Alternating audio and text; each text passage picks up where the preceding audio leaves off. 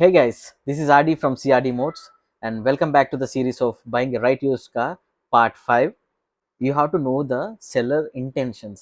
ఎందుకు చాలా ఇంపార్టెంట్ అంటే మీరు ప్రైస్ అతను ఒక కార్ వాల్యూ 3 lakhs పెట్టారనుకోండి.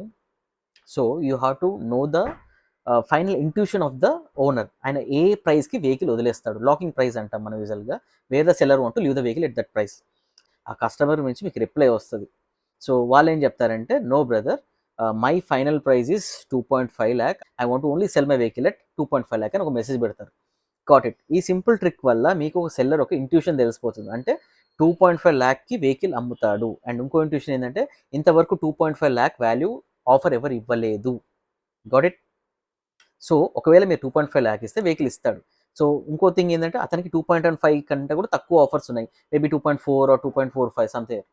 సో కార్ కొనేటప్పుడు అంత 5-10 వేలు ఎవరు చూసుకోరనుకోండి, but still somewhere it happens. So ego issues ఉంటాయి కదా, సో దానివల్ల కొంచెం హోల్డ్ అవుతాయి.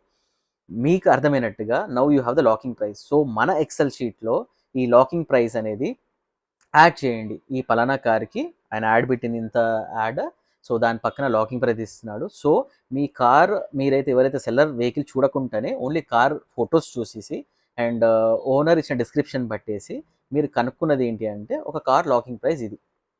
ఓకే. సో సెకండ్ థింగ్ ఏంటి అంటే, it comes a major role. Now you are suppose to talk to an seller directly. ఇది ఎప్పుడు ఈ కేసు ఎప్పుడు అవుతుందంటే, when you know that is this a car I'm going to buy, now I have to talk to the seller. So it's very crucial.